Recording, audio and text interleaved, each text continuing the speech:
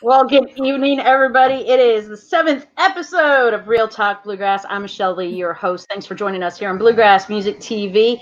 Today is going to be a fun-filled episode of Real Talk Bluegrass as we get real with award-winning duo Kenny and Amanda Smith and Lauren Price Napier and Scott Napier. So, welcome to the show, wonderful couples, on this Thursday. Hey. So, there's a lot of things that we are going to cover today, a lot of input from fans that I have been in contact with to ask some fun questions. So, first and foremost, we're going to, kind of run down a little bit about your guys' togetherness, because you're, together on stage for most of the time. Obviously, Kenny and Amanda Smith, you're always on stage together and off the stage together. And then Scott and Lauren, you play together on stage, you work a lot off the stage together. So first, Kenny and Amanda, you guys are an award-winning duo. I mean, you were IBMA Emerging Artists. Amanda, you won Female Vocalist of the Year in 2003. Or 2014, sorry, 2003 was Emerging Artist. And Kenny, you have won Guitar Player of the Year, not just once, but twice as well. So tell us a little bit about, of course, you two, just, about what Kenny and Amanda Smith does on stage and how you guys bring it together from home and on stage. Gosh, go ahead. Did you see that? It's so funny. We've always just went with the approach. We love to sing and play, and we love each other, and we never prepare skits, so to speak, or what we're going to say on stage. What you see is what you get, and it's usually what's happened that week. So that's what we hear about. But gosh, I don't know. What do you think, Kenny? That's my take on it. I mean, it started really with that first record that we recorded back in. We started it back in 2000, and there was a lot of people was asking because they'd seen us maybe sing at a church or something like that, so they was wanting some music. So we recorded a project, and then WDVX down in Knoxville, a radio station, started playing some cuts off of that record, and that's pretty much how it all come about. And then that following year, we went to IBMA and showcased, and that was the first time I think people had seen that band that we actually recorded with. And and so we put one of the songs, Amy Brown, that we wrote on the. They used to have this CD that IBMA would put out, and all the members and people that visited, you would get that CD, and that was how everything started. I mean, it started from one radio station playing the song down at Knoxville, and then that CD that everybody got, and then so happened Dave and Mark Freeman got that CD and was listening to it on the way home, and they liked our song, so they ended up approaching us about a record deal, and that's how we got associated with Rebel. So. Oh, that's awesome. Yeah. So of course, Lauren, you and Scott, of course, don't normally tour together, but when I saw you guys toured together and performed at Mohican Bluegrass Festival about a year and a half ago. And how is this for you guys? Because when, Scott is a teacher and also performs, he's a freelance performer. How does that work for you guys when all of a sudden you guys need a guitar player or a second mandolin player up there? Well, a lot of it, I think. What is it?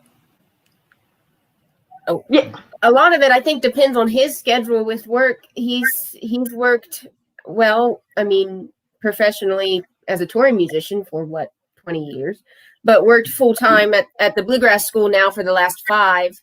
And that was within that time frame is kind of when Leanna and I started to try to get out and pick up some dates and start seeing what that would be like. And he's a uber talented mandolin player, of course, but also very good on the guitar. So that just kind of really fell into place and fit really well there, especially for a little while, to help us out on guitar, and that was nice. Of course, I don't mind having him around, but he is a mandolin player.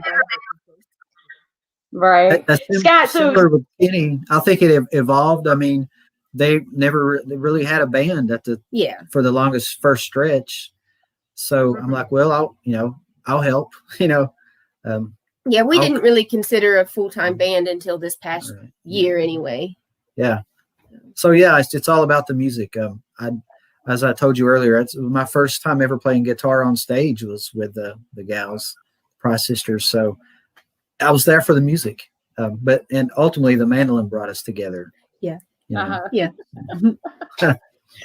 And speaking of the mandolin, so of course, how did you guys officially meet, Scott and Lauren? Because I've had a lot of people say, hey, it'd be really nice to hear the story because, was it the music? Was it, getting lessons or, how was that? How did that happen for you guys?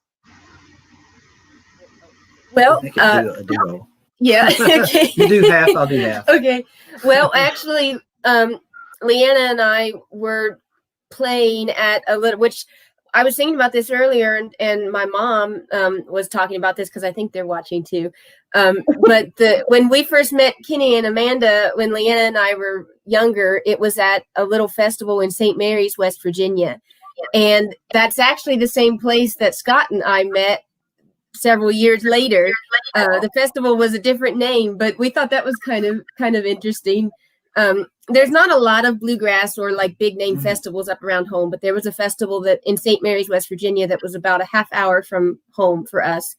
And we were playing, and the Lost and Found was the headlining act for the night. And he was playing with the Lost and Found. And I'll try not to get too long-winded, but I remember the first time I saw him, I was really embarrassed because I had no idea who this guy was, and I thought he was cute. And I just thought to myself, boy, he's really going to think I'm a nerd when he finds out that I'm the mandolin player with the bluegrass band. And then he was also a mandolin player with the bluegrass band. So, I mean, we were friends for a while, but just kind of kept in touch. Well, it was not just the bluegrass festival. I remember they were having a fishing tournament. Yeah. So there was a lot of random stuff going on that was outside of bluegrass. So maybe she thought I was a bass fisher extraordinaire or something. I don't know. That was in 2012, right? Yeah. But I remember being running into the coffee line and meeting her mother, Rhonda. Oh, yeah. And they kind of show up and they all kind of look alike. And I'm like, who are these people? And then later I saw them rehearsing and this girl's playing the mandolin. I'm like, is this real? Is this a dream or what's happening here? So that's what started it all. It's kind of from that evening onward. So yeah. The beauty, the look, and the instrument blew your mind, right? Yeah. Yeah, it was like a collection of great things. I'm like, wow, this is it, anyway. I think he's being sweet. He took that fishing rod and reeled you right in, Lauren. Oh, yeah, well, I guess that might work too. Yeah. But we have a photo from that night.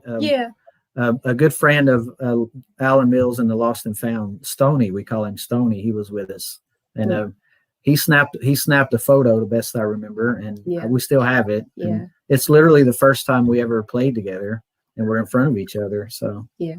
That's cool. That's a good memory. Yeah, that is a great memory. Kenny, Amanda, I know I've heard the story as, occasionally, a few times, but it's a lovable story. I love the story of how you two met, and so of course, I mean, we got a West Virginia girl, we got a Kenny, you're from, oh my goodness, help me out here. Indiana?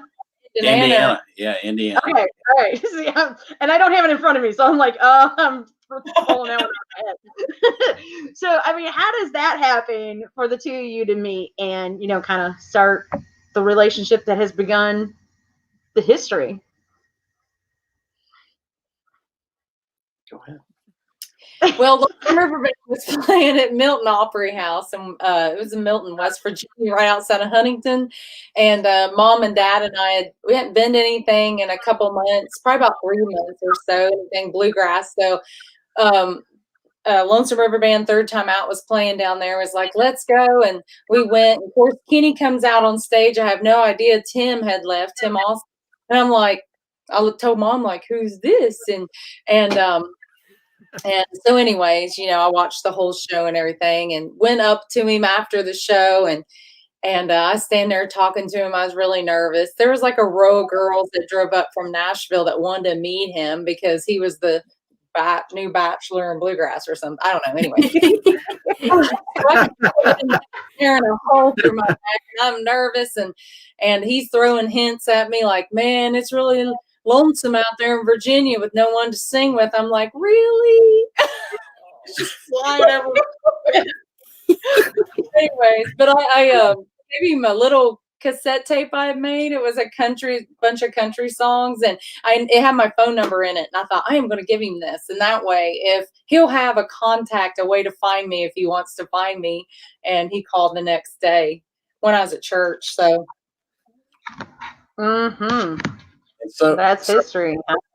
That particular gig, me and Sammy had rode together because we live close to each other in the same town, Medicine, and I had this cassette tape, and I was like, man, I was just praying that Amanda could sing, and then I was afraid to in the player and listen to it because I was like, what if she's got this weird warble or, oh man. So I waited till all the way home, and then when I got home, the first thing I did was put that cassette in there, and I was just blown away. I couldn't believe her voice. I was like, man. Do you remember one of the songs on the cassette?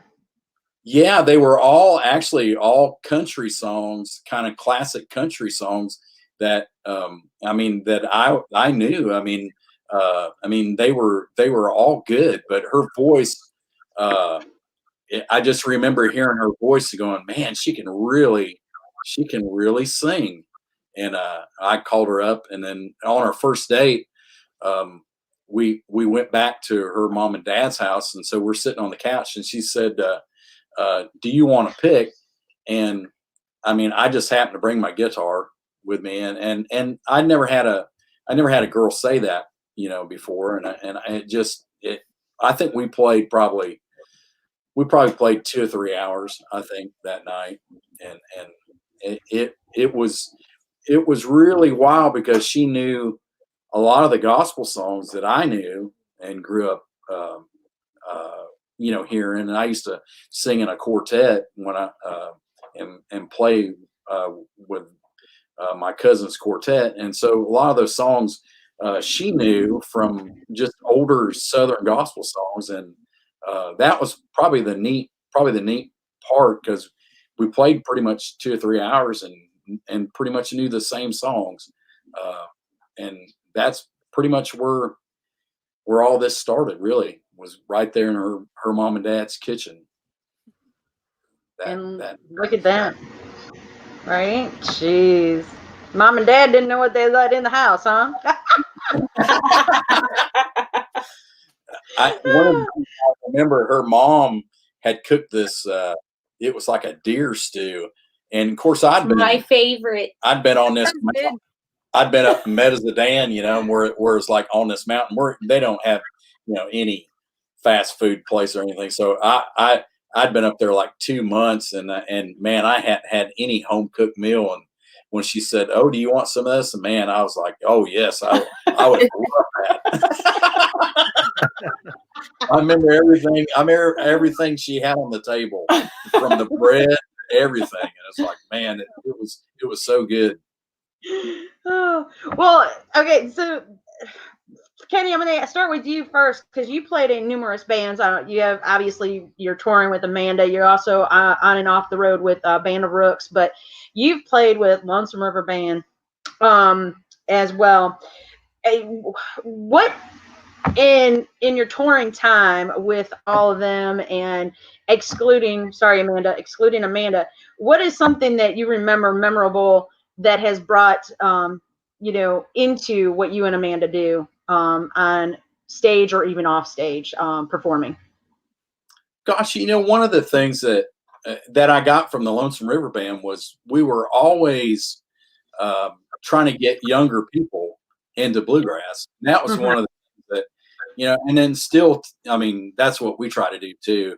It's that was one of the main focus in LRB was, to put out music that, that your dad would like, but also that a younger person gravitate towards, and that's really, I know that's one of the things that we try to do when we record, and it's kind of tough, like I say, it's and like I say, that one of the things that's happened too over the years, well, it just happened the last time we played, which was last couple weekends ago. Yeah, there were we got to pick with some great friends up in Indiana, and they were all, I mean, one of the jams, I think everybody in that jam was probably under 20. Wow. And the second gig we did at church, there were another two guys that brought their guitars and stuff, and we jammed probably out in the church parking lot till midnight. Yeah, so that's pretty much the best part of what we do, I think, is meeting all these young people, and actually getting to share what we've learned, with those guys, and actually, everybody that comes up, you get to talk to them, and it's a big inspiration for us, Right. Yeah. I mean, I you have to keep in mind, like, as you're even recording new material, that you want to not lose the older listeners, but you want to gain those newer listeners, the younger listeners, to introduce them to some of the, original Lonesome River Band, Band of Brooks, the early stuff. And like for Scott and Lauren, I mean, everybody loves the traditional country and traditional bluegrass music, and they truly, Lauren and Scott, you guys, this is like your field. This is, you've grew up. I'm not saying Kenny and Amanda wasn't growing up in this department, but you guys are like hardcore, staying, with the hard traditional bluegrass music through and through, thick and thin. Scott, you've played with Larry Sparks. And both of you have worked with Bobby Osborne. I mean, that is, how have you guys kind of taken what you have done and bring it to what you're doing now, especially for the Price Sisters? Well, I'll just briefly talk about starting at 18 years old with Larry Sparks. I mean, we saw him then. Yeah. Actually, I think my first show ever, Kenny had just started with Lonesome River Band in Florida. Anyway, I mean, even though I've always been in traditional bands, I just think of myself as I just express myself with the mandolin. It's always happened to fall in traditional. I love it, but all those guys were creative, were originators, the founders, and Sparks is definitely that. So, although I have been traditional, I've always tried to be creative within the traditional format. So, I mean, I love traditional, but I love a lot of stuff. I mean, I have tons of jazz records that I listen to all the time. So, yeah. The good thing about younger musicians that's coming on, that are traditional minded, they seem to really have a knack for it, more so than when I was in my early 20s. You play a couple Bill Monroe licks and, oh, you're good. You can play Bill Monroe. But, this generation that's just now getting into it really, really go down deep for that, I think, to where I was in that format, but I was still trying to be creative, if that makes sense. Not that you can't be creative and traditional, but there's a line there, so. When Leanna and I were growing up, we didn't grow up, we played some shows like around locally as the Price Family Band, and our dad would play guitar with us. And our mom and dad both have really good singing voices. But we didn't grow up in what you would think of in the bluegrass scheme as like your traditional family band. It was just Leanna and I as kids.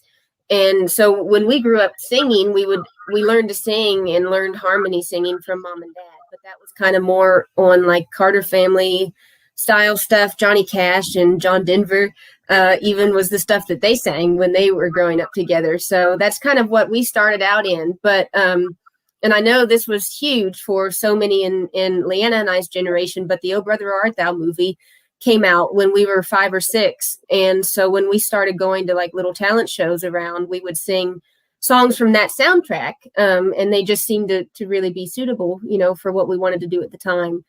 But as we got into learning more about what bluegrass was as its own community of music, we didn't really know. You know, I knew Blue Moon of Kentucky was a Bill Monroe song, but I didn't know anything about Bill Monroe or what his music really meant, like I do now, of course, in that regard. And started going to some workshops.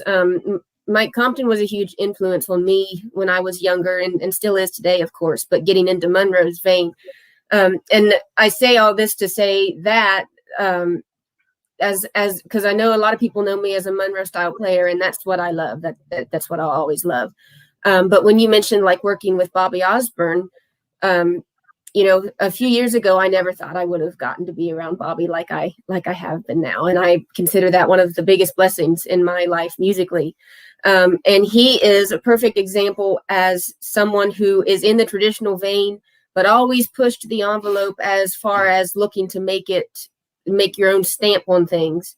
And that's been a big inspiration to me too, because you can still play traditional sounding bluegrass music, which is what I love and what I want to do and promote. But it has to be relevant to you, and in order to, you know, be viable as an artist yourself.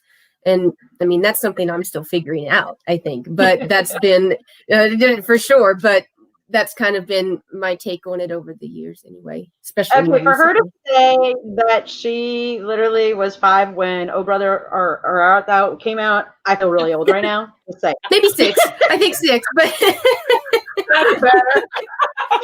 That's better, Lauren. I'm just saying. Okay, speaking of that and being around these first generation musicians, I was playing at Ralph Stanley's festival every year with Sparks, and it was right before when all that was brewing, when they were filming the movie and stuff before it was out. He was going to sing "Oh Death" on the stage, and he was trying to tell him about it, but he didn't know what he was really talking about. You know what it was. They were telling him in the back the name of the movie. It's Coen Brother. He didn't know what that meant. Oh Brother, Where Art Thou? And he introduced it. Well, here's a song that's going to be in a movie. It's called Oh Brother, Where'd You Go?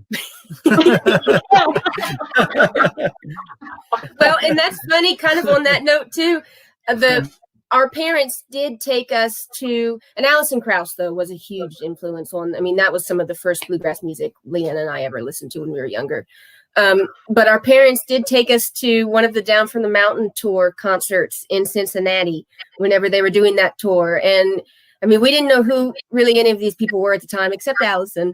And the only thing I can remember about that concert, because we were, I think, 6, is Ralph Stanley came out on stage to do the closing of the concert, and then he did like 5 or 6 encores.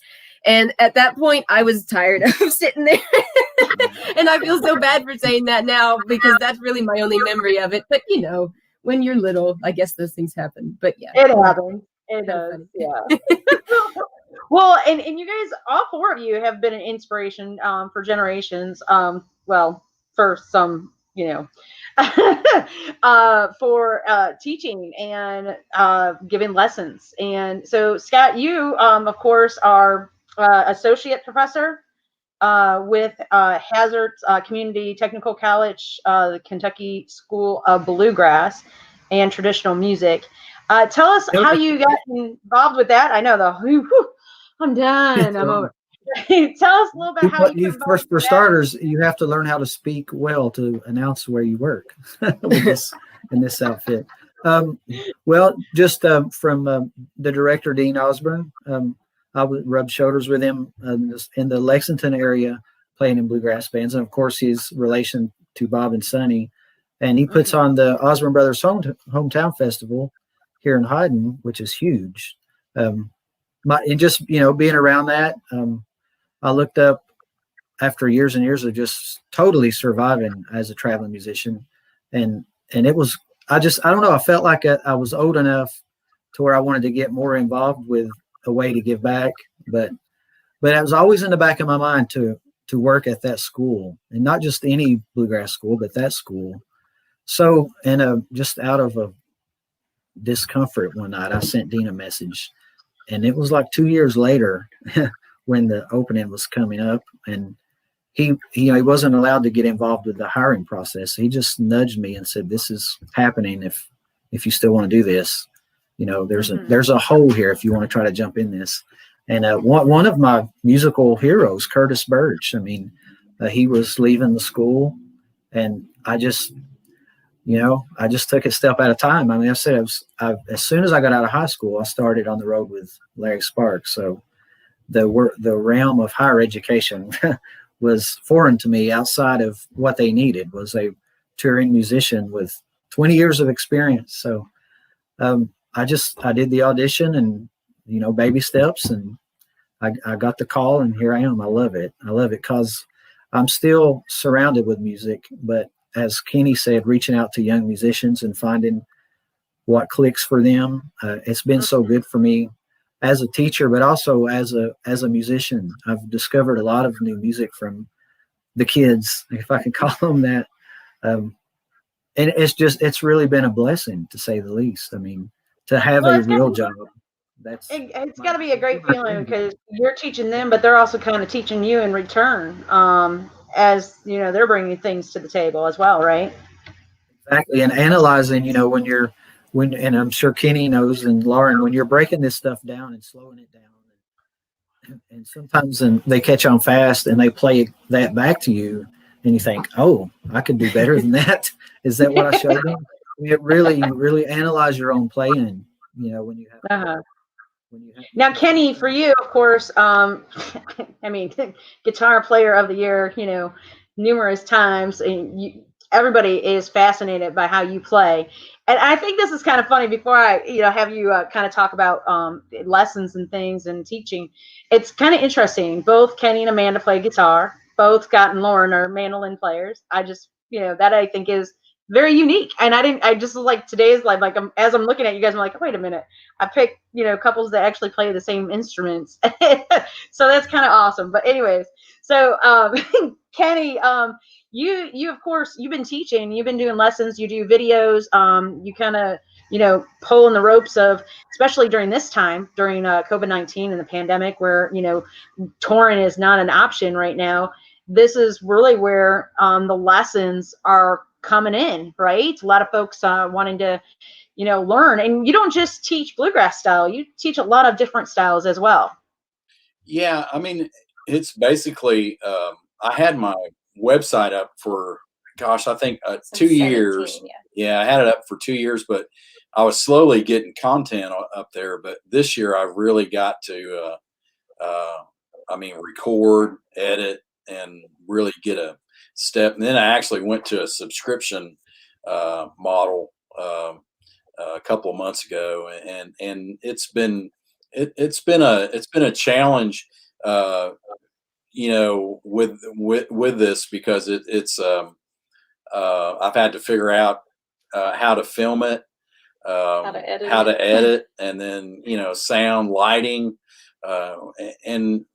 and we do everything. And I've got a great friend of mine that transcribes and does all my tablature, Hayes Griffin from Michigan. Yeah, and a good friend of mine. He's a great player himself, but he helps me with the tablature, and I usually get my lessons video, and I'll send him what I'm going to teach, and then I'll proofread it. Oh, there's Annabelle, and she's like, so it's been a journey, but this is a dream for me to actually, because anybody can get these lessons and subscribe. I mean, I've got people from Switzerland and Ireland, and it's bluegrass.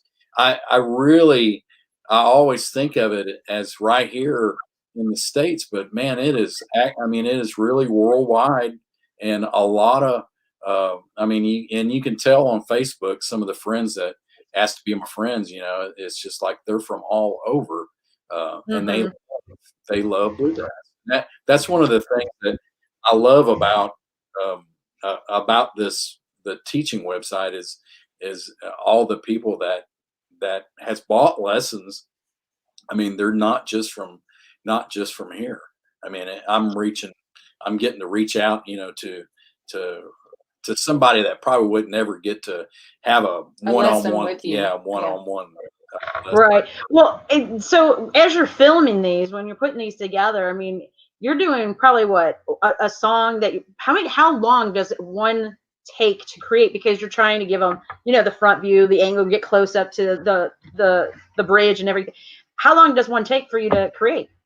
Most of the lessons, like if I do a song, I'm usually doing the melody, and I do like kind of a improv break in the middle, and then maybe ending break. So it's kind of, most of them are around two rounds and with an improv thing, and I'll break that down.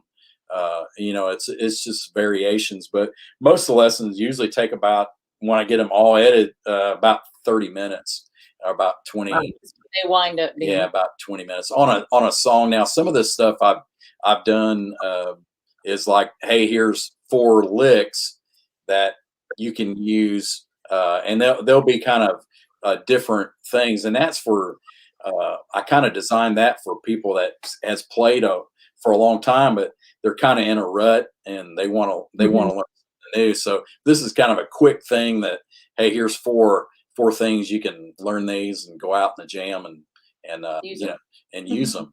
So I like doing those things too, because I've been there.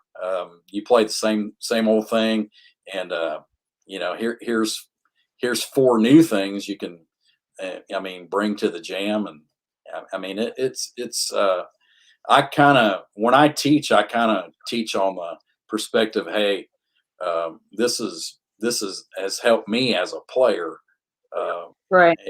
And that most of the things that I've got on there has been that. So it's fun for me. I mean, I really enjoy this. This is one of them, especially this year, because I really got to grow as far as the production of it. So. Right. Well, and so, when you think about it, I mean, it's like you said, this is the time where something that you might have, like you said, started, but haven't really developed it. I mean, obviously, everybody, it was like, okay, God said, it's time to develop this, let's get this going for you guys, and everything. And, Amanda, where's your vocal page? I mean, seriously, you need vocal lessons. No. I'm videoing. I'm the foreman. Everything's recording, and then I'll tell him, smile, you need to smile, and then he gets smiling, and then we fuss a little, and then we're back good, and that's my part. Now, we hope to add harmony and things like that and vocal stuff in the future. Way down the road, we get the guitar thing beefed up real good, the lessons on there. Though whatever anybody wants to learn musically will add for sure in time. Right now we're still trudging along learning.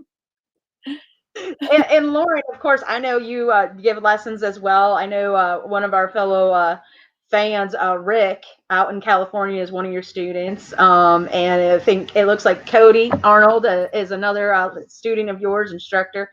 Because you're so, I'm going to use this word, so young.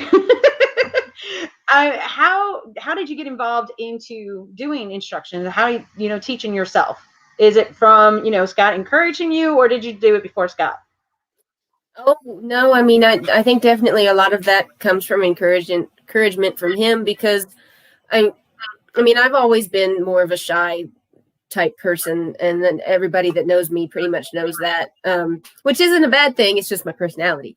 But I've found, when looking back on it about my teaching, that it's kind of been one of those things that it's like I kind of make myself jump into it.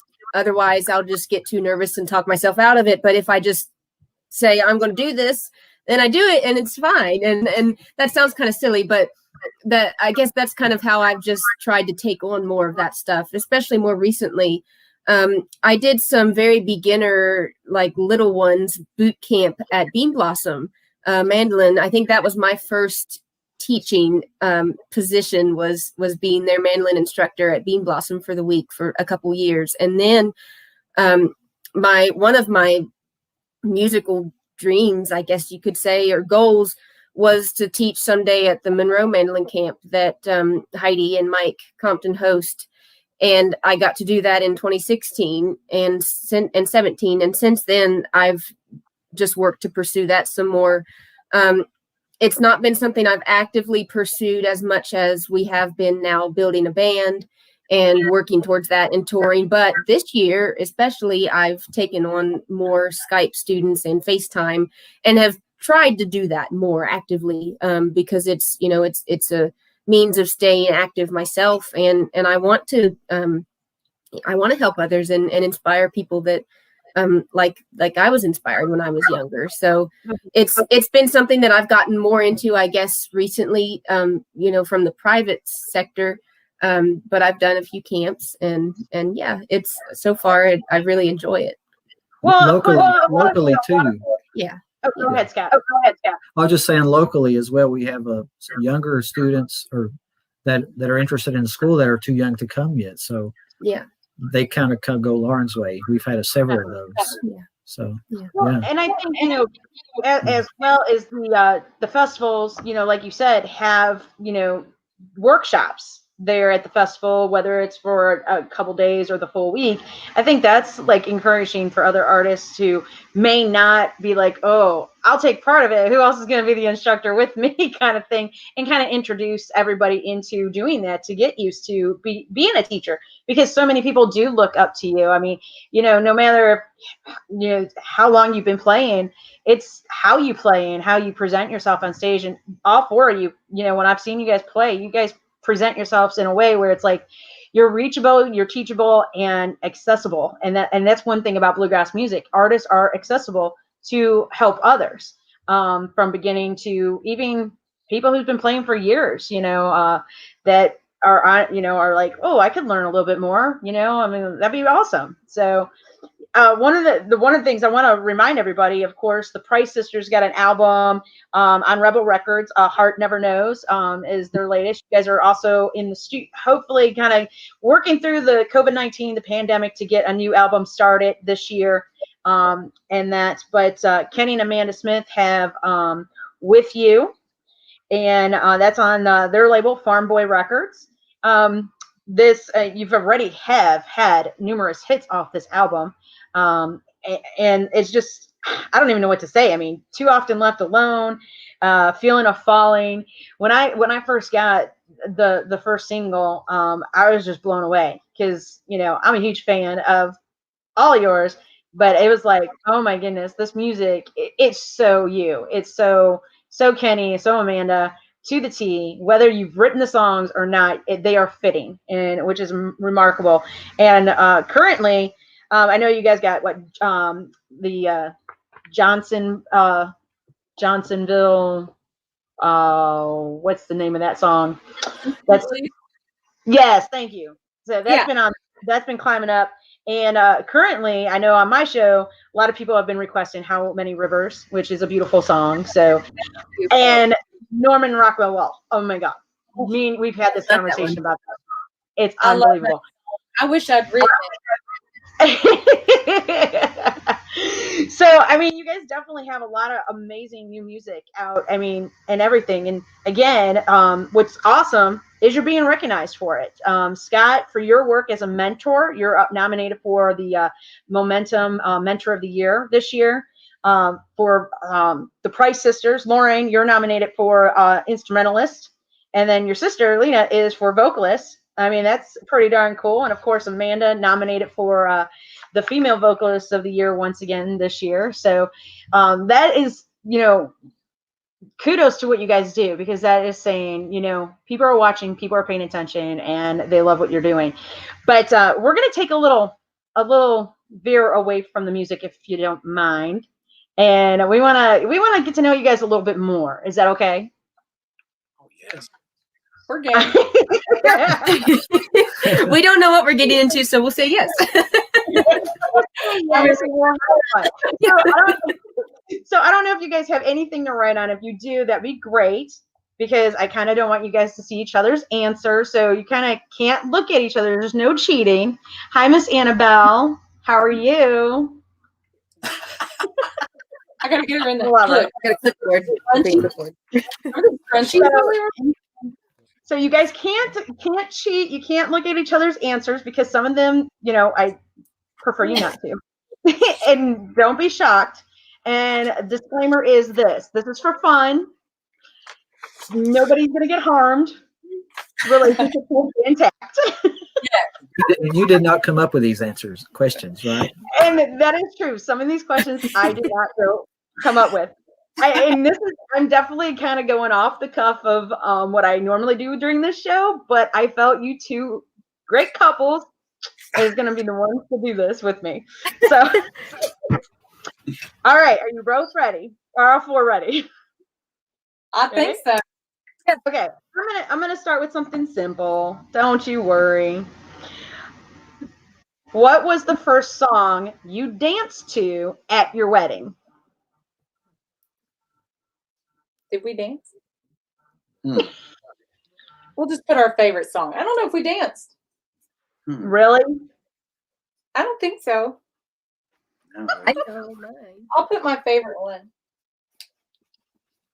your favorite song. at our wedding. Favorite All right, song. you guys ready? All right. Yep. At the same time, show them. I want to see if you guys came up with the same answers. Hold on. All right. You got to show them? Scott and Lauren, go ahead first. You want us to show them? Show him. Yes, you have to show them. Oh, okay. Okay, read them too. Okay, it's Tony Rice. You're as fine as fine can be. The Gordon Lightfoot cover. Lauren? That's what I had too. Yeah, you're Okay. as fine can be. That was our first dance. So. That was your first dance. How about you, Kenny and Amanda? Hold What on. you got? Now. I'm good at this. This is like trying to. Okay. All Oh. Oh yeah, we're singing. Oh yeah. Oh, Good. I love that Good one. song. Yeah, There that you was go. All right, maybe the paper thing won't work. Maybe we'll just have you say it. Blur it That's That's out. okay. Okay. Ladies. All right. What was your husband's first ever instrument? Make and model if you can. Oh my gosh. It may really or may not be the instrument they play. I think I know that. Lauren? I am going to guess. I think it was a mandolin that was called the Rebecca mandolin, made by, I don't know who made it, but I think that's wrong. That's the one I know of though. Yeah, was she right? No, I mean, but I've probably never told her this, but it was a classical guitar when I was like 13. Oh no, I wouldn't know that. The Rebecca was my first professional mandolin when I played with Larry Sparks. Yeah. So. Amanda? How about you? Oh no, it's terrible, huh? It's all right. Okay. How about you? Okay. I think I got this right. I think Kenny's dad built the guitar. That's Is right. that right? Oh, I can't believe it. Yeah. I was sure because I knew he got a guitar for Christmas that was a Gibson, right, or something. You had a Gibson, a Yamaha. Okay. Yeah, but he built So I wasn't sure which one. Okay. Wow. One. You guys are doing great. You're doing great. All right, guys. Without looking at her, what are the colors of her eyes? Kenny? You better know. They are brown. They are Especially when she's mad. With a little red flame. Yeah. All right, Scott. Yeah, I'll say blue with hints of greenish. They're blue. They're blue. Yeah. They're blue. Easy. Some of these are okay. Who's the better dancer? Raise your hand. Oh, Who's the better dancer? He's doing that. Me. Oh, see, he's raising my. I like Zumba. Yep. Like Zoomer. All right. What is your spouse's favorite junk food? I'll give you a moment to think about it. We like a lot. Food. Food. Kenny, what's Amanda's favorite junk food? Oh. Amanda's favorite junk food. Now, her all-time favorite. Now we're talking. I don't call it junk food, but her all-time favorite, and even if we don't even have a gig, which we did in 2020, her all-time favorite food is pizza. Yeah. And after a gig. After a gig. I don't care if it's 2 a.m. Now this year we have to pretend. Yeah. But we just about midnight. We crack out the frozen pizza and let it rip. Okay. So what's Kenny's favorite junk food, Amanda? Kenny's favorite? Boy. He likes brownies with ice cream, like a brownie sundae. That's one of his favorite things. Yeah. Okay. All right. That's what me and Annabelle make him when he's having a rough day. He's gonna tell you, Amanda, I need one of those after this show. Thank you. Oh no, we know. Me and B just go and start whipping it up. How about Lauren? What's Scott's favorite junk food? I don't know. He likes to eat a lot of the snacky things that I don't eat a lot. And I wouldn't. The thing that popped in my mind first, though, which I don't know if you consider it junk food or not, but it's peanut butter, because I think it could go either way, especially because he eats it all the time, and it's just one of those things that there's a jar of peanut butter in the fridge or in the cupboard or sitting out on the counter, and you'll find a spoon that's sitting on the edge of the sink, and you don't know whether it's supposed to be dirty or clean because he just eats a spoonful of peanut butter, and it's just like a never-ending cycle. I guess that's kind of what my answer would be, because that seems to be the thing that he eats regardless. What does he like mostly with that peanut butter? I don't know. He'll eat it on it, like he'll put it on lots of stuff that I wouldn't put it on. I mean, like, because I like dark chocolate, and like that's like my treat is. Don't reveal your answer, my answer. But like, if I'll be like enjoying my fancy little piece of dark chocolate that I like saved since Christmas, like in August, and I've saved it since last Christmas, and I'll share some with him, he'll put peanut butter on top, and I think, why would you ruin that? But yeah, so and on cookies or peanut butter sandwich, yeah, I'd say that's his go-to. All right. So he pretty much told you her answer, right?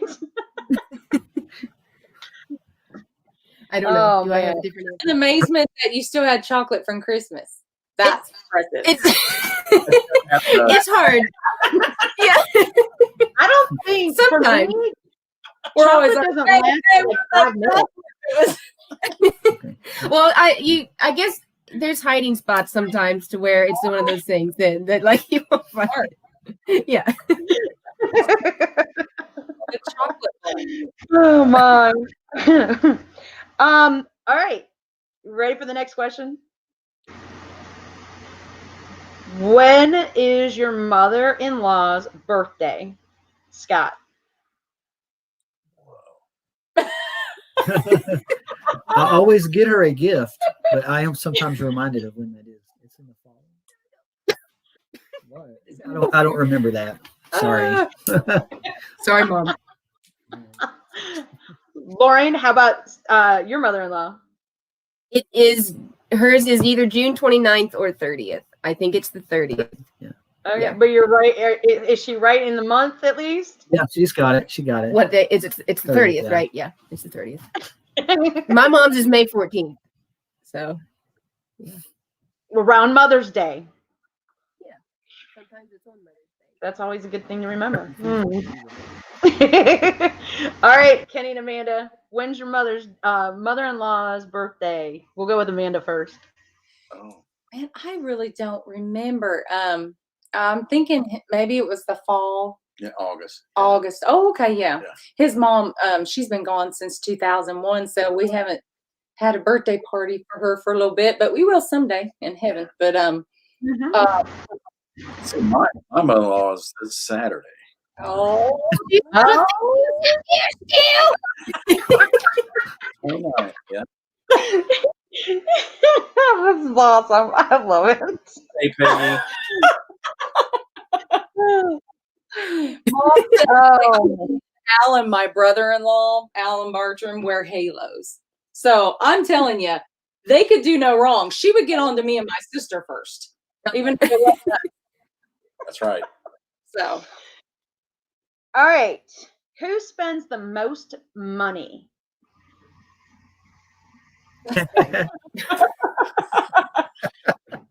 Who would point to who you think is gonna spend the most money? I was because it's guitars and things, then they don't cost like my things are like a shampoo's $15. Uh-huh. Same. I'll wait 2 or 3 years. I build mine up. I'll wait 2 or 3 years. But they still.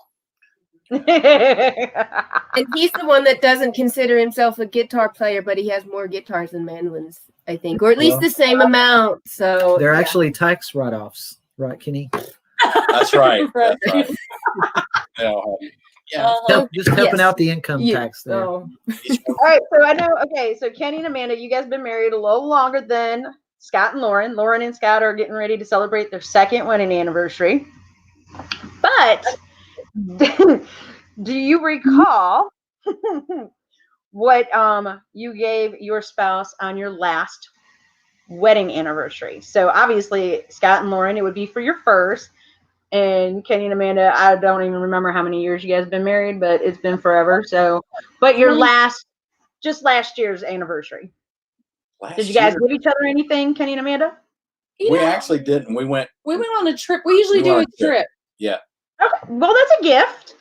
Yeah. I don't remember. Right? We had a gig on our anniversary this past year. We was in Texas. So the good old days. Yeah. So yeah, we had a gig. So I don't know where did we just do Disney World? I think we did Disney World, and it was late February going into March and so we just kind of combined our anniversary and shared it with Annabelle. All right, Scott and Lauren, do you guys remember what you gave each other for your first anniversary? First or last? Well, first is in like the only anniversary we've had so far. Oh, I get it. Clever. Well, you're clever. Yeah. It was. Yeah. There's a vintage clothing store up in Cincinnati that's really great, and I got her a pretty nice vintage dress there, and then we spent the weekend at the hotel resort where we got married. So, yeah. Yeah, I don't know if I did anything apart from the hotel stay, but we got married at a hotel that has a historic mansion on the property. Oh, pretty. And so we went there to stay again last year to celebrate our first anniversary for the weekend. That's beautiful. That's beautiful. All right. So of course you guys are used to performing, being on stage, being at concerts. Do you recall what your first concert you attended that you did not perform at together? Yep, I remember this. We were dating. All right, Kenny and Amanda. Okay. We went on it was like, maybe 3rd or 4th date to Charleston, West Virginia. They had a Southern gospel thing, and it was the Inspirations, the Kingsmen. And now we're talking 25 years ago. They still carried bands, and things. Not that I'm against them now, but it was my thing. That's what I grew up with, was them old gospel groups, and they played and stuff. It was at the Civic Center, and it was on New Year's Eve. It was great. There you go. Yeah. See, you remember something from the good old days. Yeah. How about you, Scott? I want to see if this is correct. Do you mean the first concert we went to as a couple, but we weren't playing? Yeah, but it was kind of both for me, because my take on it.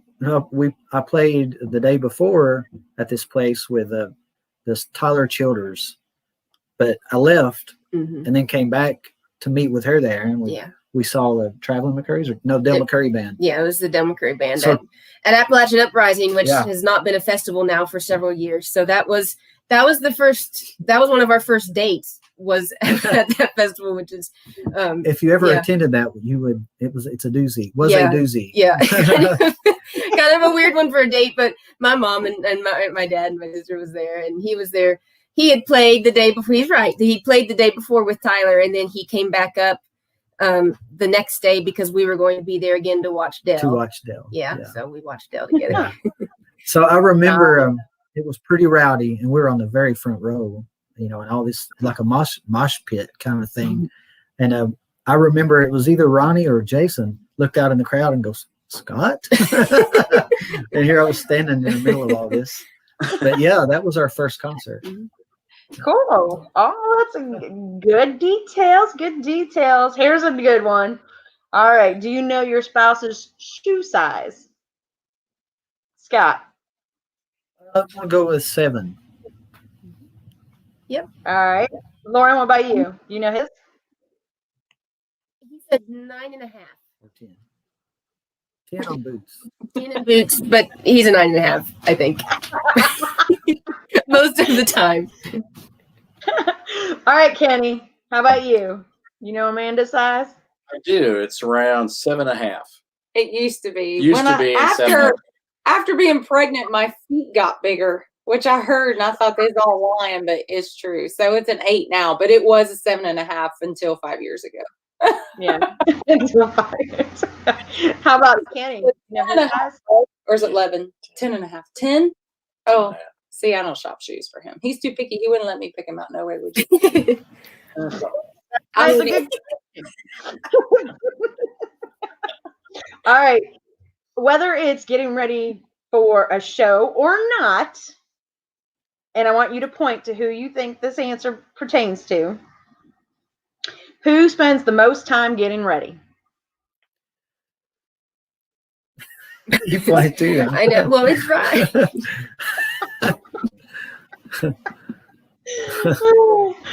Oh man. it don't take 2 minutes to do all this. I mean, well, 2 seconds to do this here. Oh, just teasing. Oh, man. It's definitely me. Who's the cleanest? The Who's the what? cleanest? Cleanest. I don't know. Did we all freeze? We don't know who's cleaner than who? Kitty said paper. Oh, I don't know. I hate to clean house. I absolutely hate to clean house. It is, shoo, it's not my favorite thing. So I don't know. I mean, it's not dirty, but it's a chore. You have a cleaning day. Again, I did not come up with all these questions. That's okay. And there's a reason why I'm saying this before this one. Who snores? Oh Lord, him. 4 o'clock this morning woke me up. It's him. So, do you have a pet name for each other? Scott and Lauren, do you guys have pet names? Okay, you asked for it. I sometimes me like to sugar. call her my stubborn little princess. I don't know. You know, I call him Honey. I guess that's what I've always called him. I think. But yeah. All right, Kenny and Amanda. How about you two? Pet names? Yeah, I call her the Dutch Ridge Queen.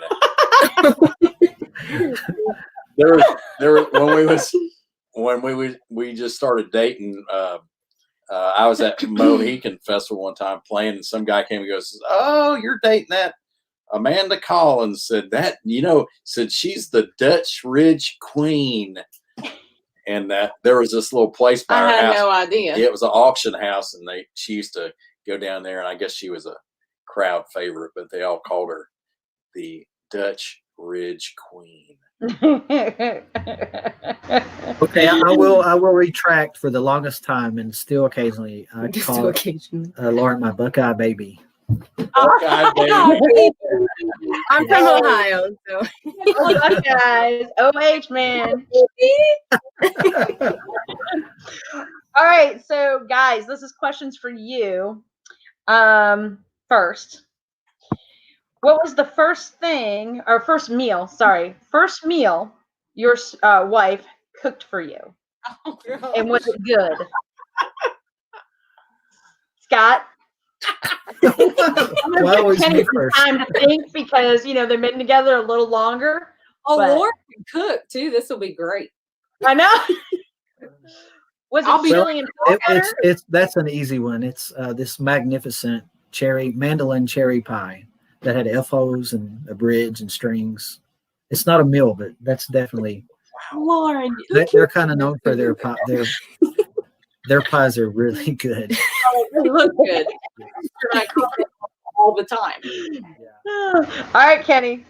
Do you recall Amanda's first meal? It's not going to be as sweet as this pie. Well, one time one of the first weekends we was apart there.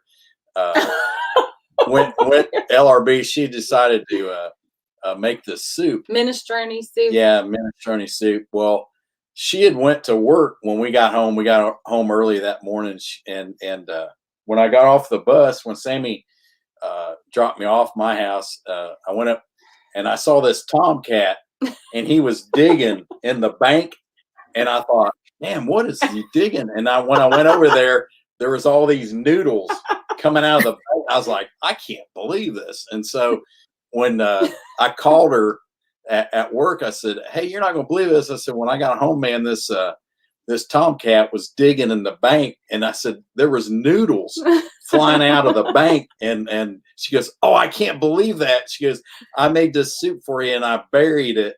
It was awful. Oh my goodness. I cooked it for 2 days. It just never, it was horrible. No, oh my goodness. And I was like, disastrous. So I took a hoe, of course, and went out in the backyard. We lived on the mountain in Virginia, so it's very stupid because, of course, there's a million wild animals. And but anyways, yeah, I buried it, and I thought he'll never know. And went on to work, and then, of course, the tomcat called me out.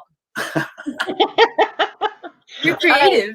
I admire your creativity. Here's one of the last ones for the couple questions. This is I'm asking it. Can't be good. So obviously, during this time, everybody relies on the internet, right? This is the way we do things. It's life. Would you rather stop using the internet, your phone, or deodorant? You only could pick one. Oh, I'm terrible without deodorant. Like 5 minutes. So Amanda, could you do away with internet or your phone if you got to keep your deodorant? Internet. Now my phone I couldn't because that's how I get to my family. I just have to come up with some baking soda paste or something from Arm. I would have to come up with something homemade because I can't go without it. How about you, Kenny? Gosh, I'd say He'd die without the internet, wouldn't he? yeah, I have to check on a lot of traps on the internet. Instruments, eBay. I mean, that would be a tough one. He'd get the shakes. Yeah. Well, see, and the thing is, your phone doesn't have access to the internet. It's the old school phone. Oh, it's the old That's school okay phone. with me. As long as I can get a hold of my family, I'm good. Yeah. Okay. I could do without the internet, really. It would at first it'd be kind of, but I'll do the phone. All right, Scott and Lauren, what can you guys do without? I would toss the phone and just email people. Okay. I don't know. I really wouldn't want to go without deodorant either. I don't like it.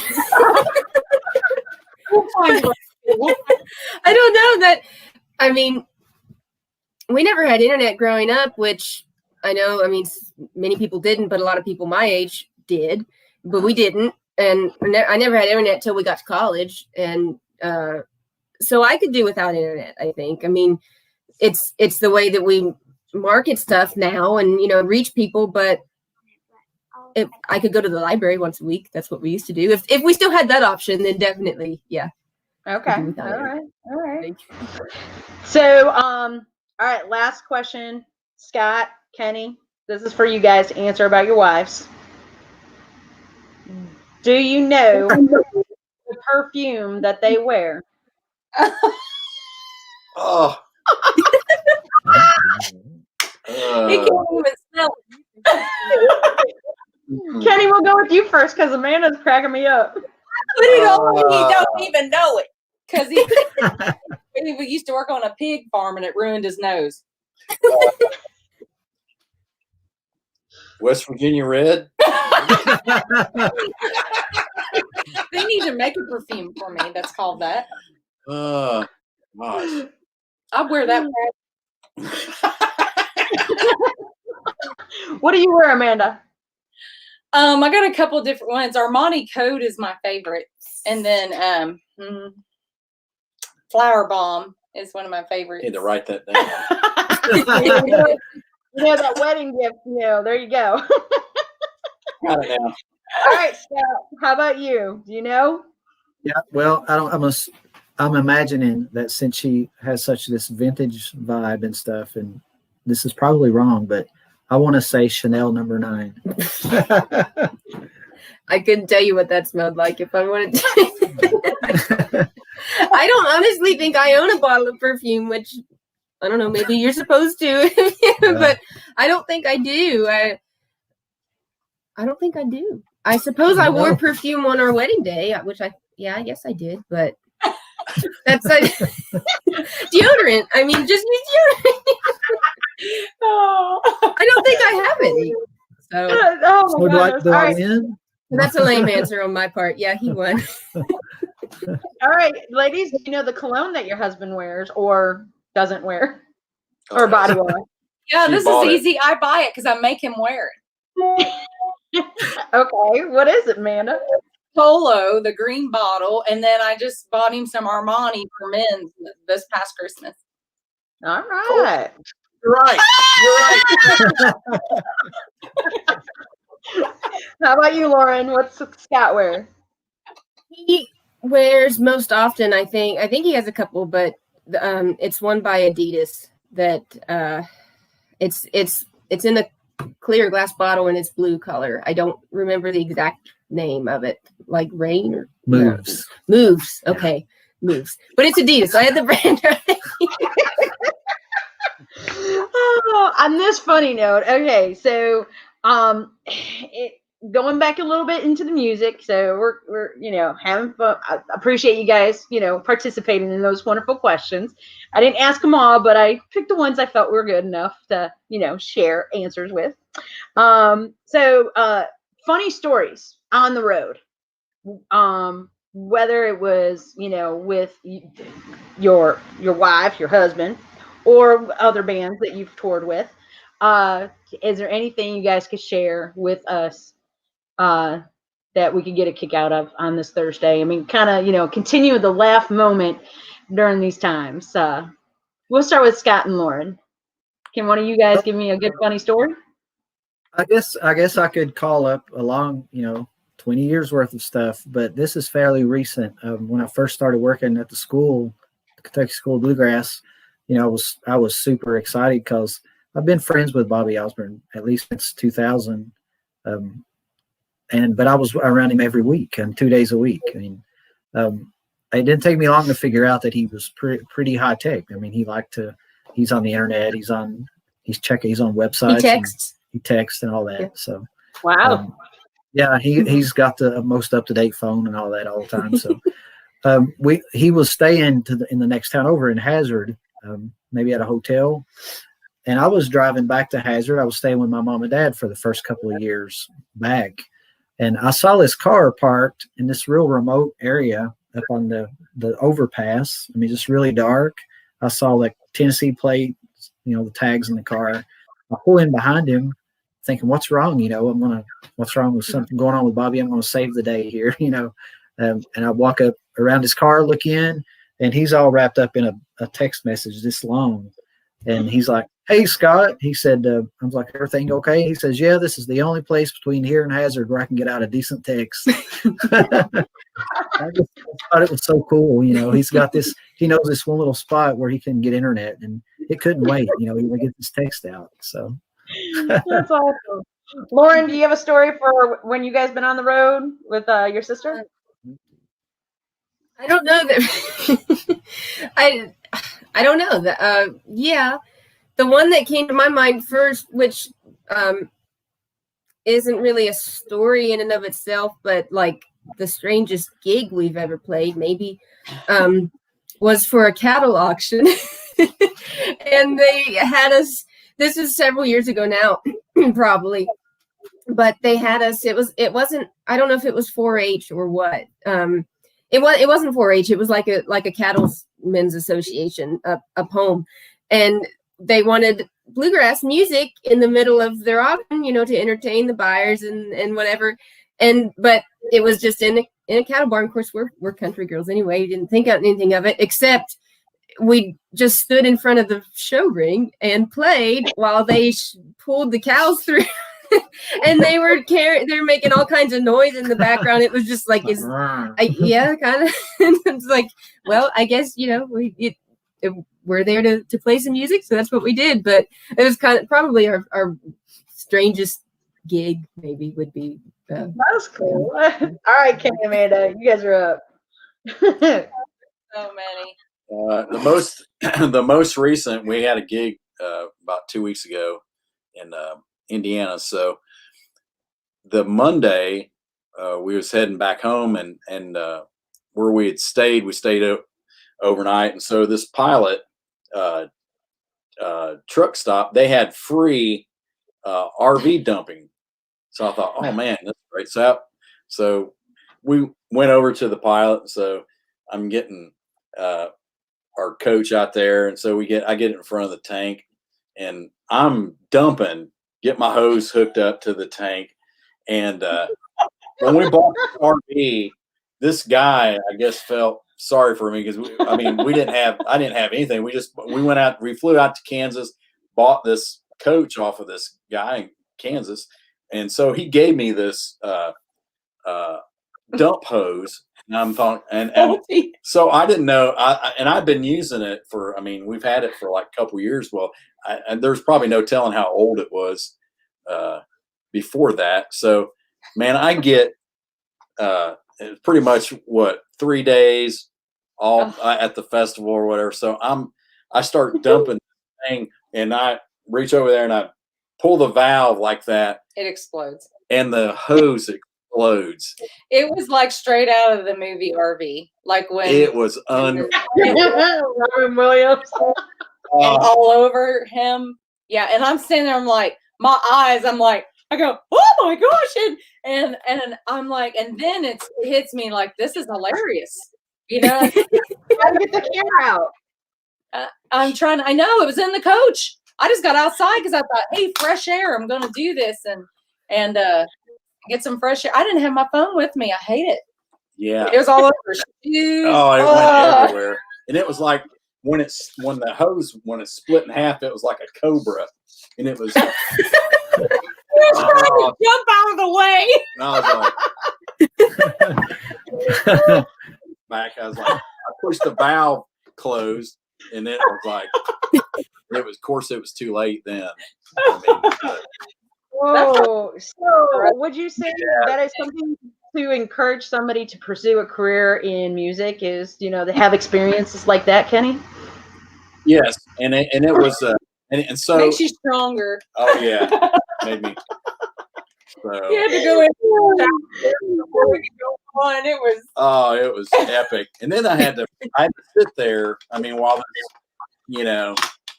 all this stuff was on me, and I had to sit there and try to repair this hose so we could dump the tank. It was the worst. It was rough. Yeah, it was. It was Oh. rough. He smelled great. Yeah. So, okay, we're in this pandemic. Shows are canceled. You guys have been busy branding your guys' selves online. Kenny and Amanda, you guys released an album during this time with you, and like we talked about before, kind of things kind of help folks to learn how to play guitar. Kenny's got his website available for folks to check out, kennysmithguitar.com. And then, of course, we have Scott and Lauren. You guys do your teaching, of course, at the school. Scott and Lauren, yours is through Skype. And how can they, Lauren, get a hold of you for lessons if they want to take lessons?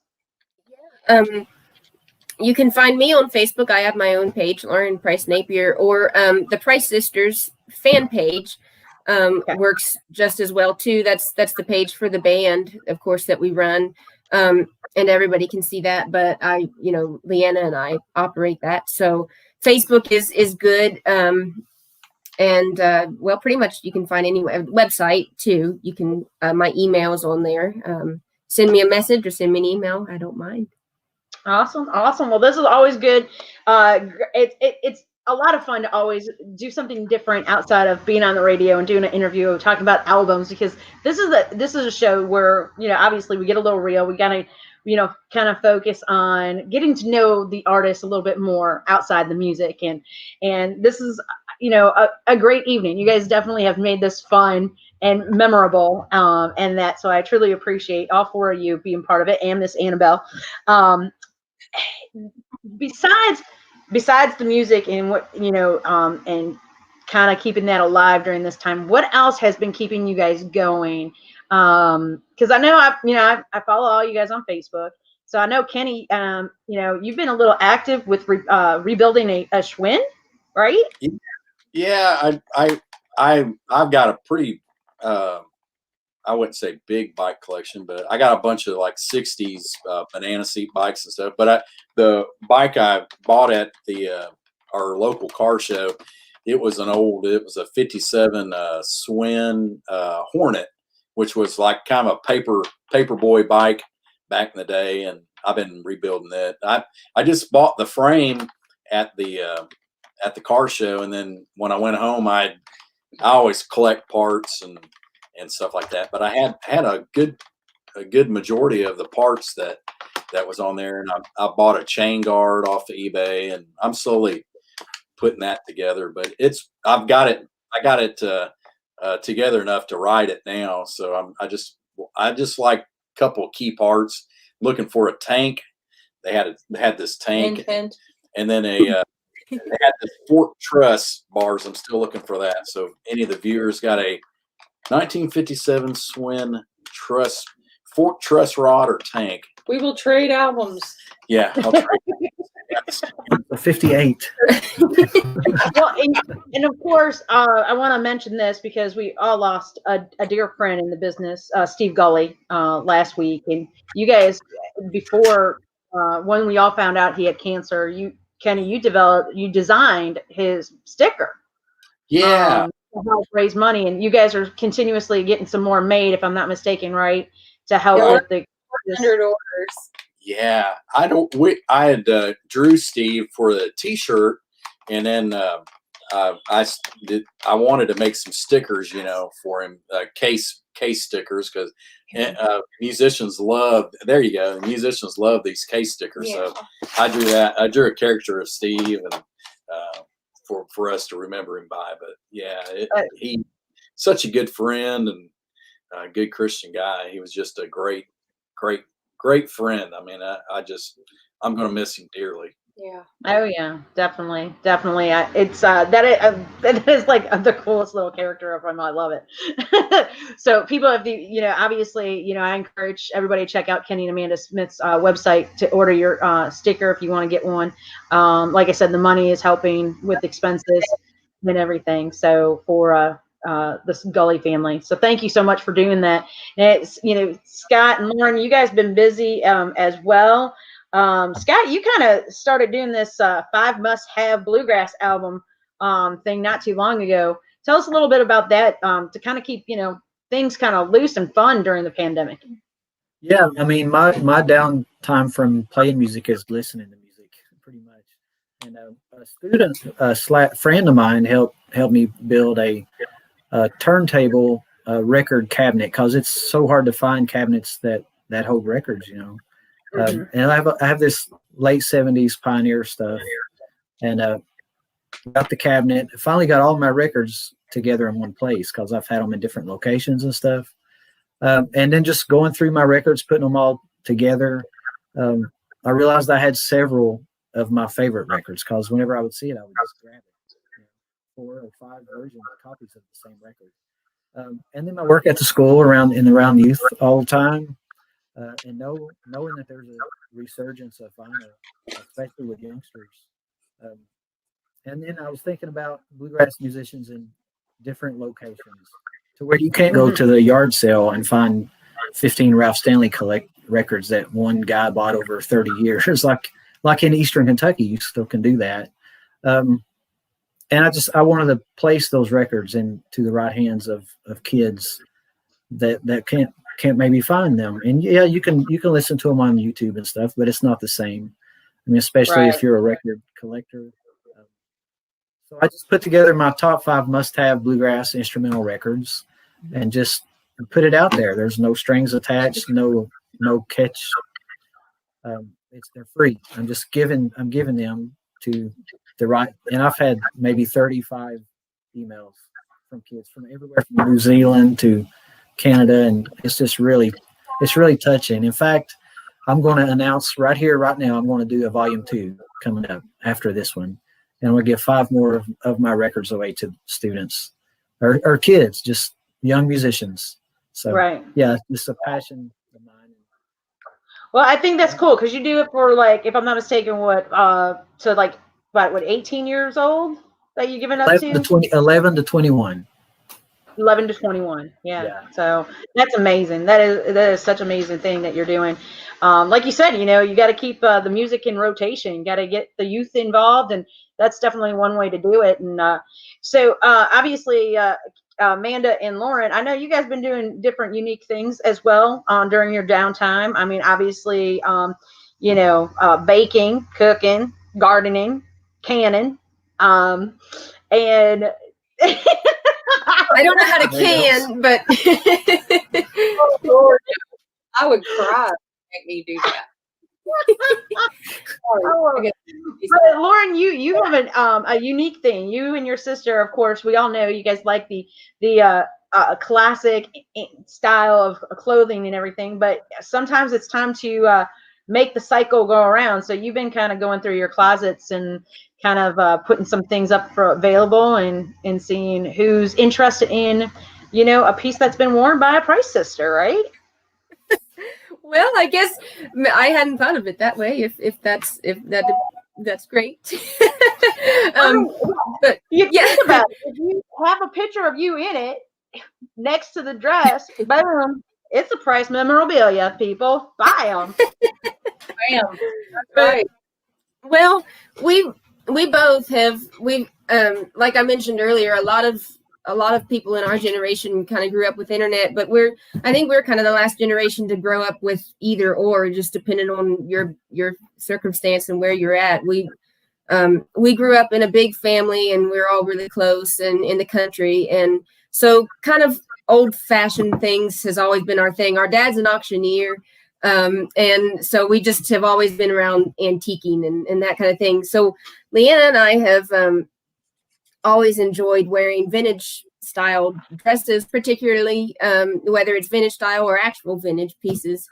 And since we were in high school, but the last few years of college, I started collecting some pieces that I liked and thought, well, maybe I'll get to wear this someday. Some of it I've gotten to wear, some of it I haven't, but you know, kind of like record collecting, it's if something stands out to you and it's in good shape, then you know it's a thing I collect, I guess.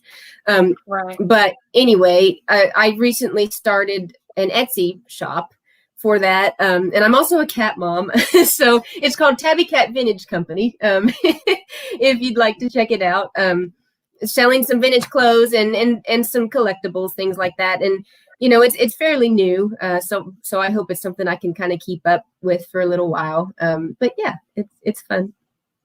That's cool. But Amanda, you do have something that you do. You sell the lipstick and things like that, right? Yeah. I You just sell lip scents. I'm gonna, I think, actually just sell what I got and kind of get out of it. It was kind of tough, you know, selling it for me anyways in Bluegrass. It was a little hard, but I started cross stitching again. I haven't done that since high school. I get up every morning and I get my Bible out and I read it, and I listen to a preacher, like a sermon or something, and sit there and cross stitch and just getting the word of God. And where in the past, I can't say I did that every morning. And since COVID, I haven't missed but like 2 mornings. That's it. And it's just been great. you know, I think there's a reason. Sometimes, you know, people are like, they obviously too many people are out of work. Obviously, musicians especially are, and I think that at the same time you're finding peace with that in places of the Bible and with God. And I think, you know, that's the strongest thing that will keep you going, keep you moving forward, and everything. And of course, you know, our thoughts and our prayers are with everybody during the World of Bluegrass, virtual World of Bluegrass that will be coming up at the end of September, early October. I know, again, Scott's nominated for Mentor of the Year. For Instrumentalist, Momentum Award is Miss Lauren, and your sister Lena is nominated for Vocalist. And then Amanda nominated again for Female Vocalist of the Year. We wish you guys the best of luck in your categories, and we can't wait to see how the virtual World of Bluegrass will take place, because I know you guys have all been doing your part in doing that. And it's going to be a busy next couple weeks, I know, for IBMA as that all gets pieced together. But I look forward to seeing what you guys all have planned for your portion of the events. And again, I truly appreciate you guys being part of the show today.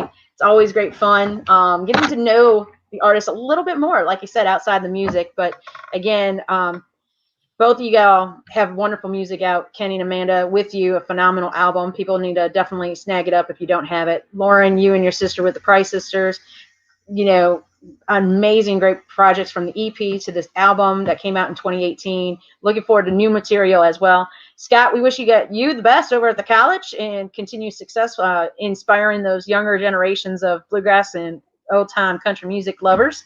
But most of all, you know, appreciate your time, truly. And Kenny, you know, keep that guitar picking going. You know, we all love what you do. And the songwriting as well. So we wish you guys all the best success. And again, thank you so much for being part of Real Talk Bluegrass today. Thank you, Michelle. It was fun.